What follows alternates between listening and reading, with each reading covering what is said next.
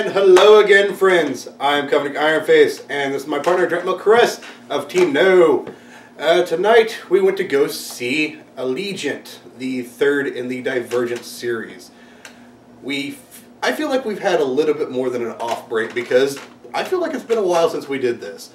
So, if you are one of those people that enjoys the books so much that if the movies don't follow the books, you don't like it, I'm not going to recommend this to you because it doesn't really follow the books anymore. Yeah, I didn't even read the third book. I read the first two, and I found the movie itself kind of underwhelming. Yeah. But let's break down why. So let's start with our plot. For those of you that have watched the first two movies or read the books, you know that the Divergent series is about a city that's separated and been factioned off. And then there's the factionless. And eventually they war against each other and everything collapses.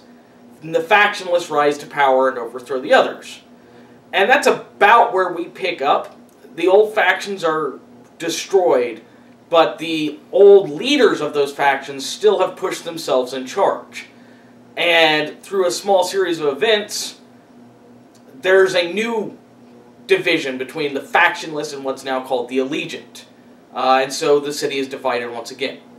Our main character, however, Trish, what's her full name again? Triss. Her real name is Beatrice, yes. Our main character, however, who they think should be in charge, doesn't want anything to do with the leadership. And kind of separates herself from it. So a new war is starting in the city. So Trish and her band of misfits decide to leave the city and go over the wall, which nobody has done in 200 years, approximately. Like that, yeah. And see what's actually out there. So, that is where you're kind of picking up for the story. They do go over the wall, and they do find that there are other people out there. And they're a little vague on what's going on, but they explain more. And the people on the outside are obviously lying all the time. And this is where the movie seems to fall apart for me, because they get there and they're like, okay, well, you're saved, you're safe now, and the experiment's a success, and all this stuff's going to happen, and blah, blah, blah, blah, blah. But they're automatically on the defensive, and they always automatically distrust the new people. And I can kind of understand that, but from the viewpoint of the audience, it didn't feel very real. It felt very forced. I don't quite agree. I mean, 4 seems to not trust the new people, but Trish actually trusts them very well for a while. Yeah, but she doesn't... What I'm saying is it doesn't feel like there was a lot of emotion to it. And he was distrustful before anything actually happened that would make him be suspicious of them. Well, we'll get back to that. But without giving away too much as to what's going on, while the people in the city are fighting, our band of misfits, our main characters, get in a disagreement and find out some more secrets about the outside world. So they return to save their city. And I don't want to give away too much, but it kind of ends there with a cliffhanger. It feels like they want to do another movie, even though there's not any more books to do it. What's going on with the city versus the outside world. To tell more, I hate to leave so much out, but to tell more really gives away too much. If you've read the books, you've got a general idea of what's going on. They changed a lot in the movie, but it's the same premise. Yeah, it just seemed like it had the Disney-itis where it's like the book was a little too dark, so we're going to make this, go-lucky and happy and everybody succeeds.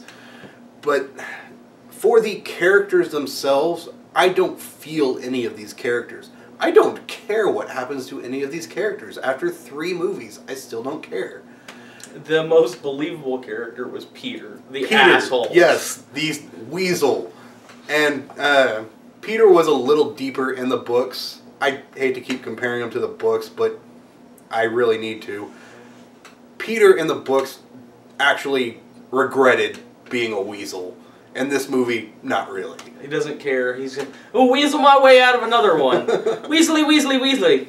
As for the major characters, Triss and Ford, I really don't care. I really don't care about any of these characters.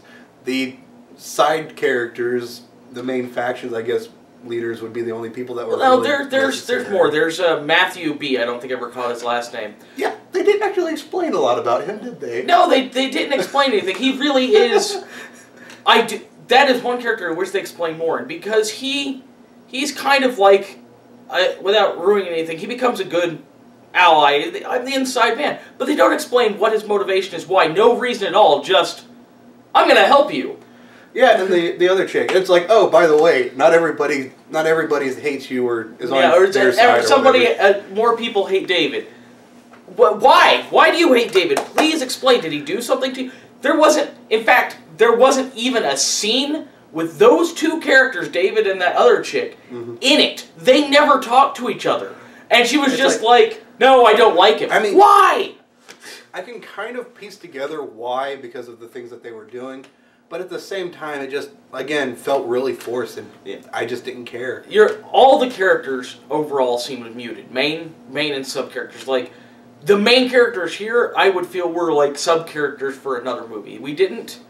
I know they've already got set stories from 2 previous movies, but that is no reason to not build on these characters and continue like any normal movie would. These characters need to have emotions. These characters need to act. They don't just need to be like, I'm a puppet in a play. Yeah. Like I said, this felt very scotch-taped on just to finish the series. I don't really follow, too much about, how other people's feels. But I think maybe the audience has died out for these movies. And they're just like, well, we're under contract. We have to finish this. It up. And of course, last but not least, our cinematography background. There were several instances which I felt like I was about to be sick. It's like, okay, handy camera, stop being handy camera. A lot of the environment was kind of cool, but we really didn't see enough of it to care or see it long enough to really take it in. I really have to slightly disagree. I understand the idea, but outside the wall is supposed to be that the world's pretty much destroyed, except for the few places, which look pretty good. Yes, they did, but you didn't really get to take them in for very long. You didn't get to take them in, but not only that, for the world being destroyed, that even looked really bland.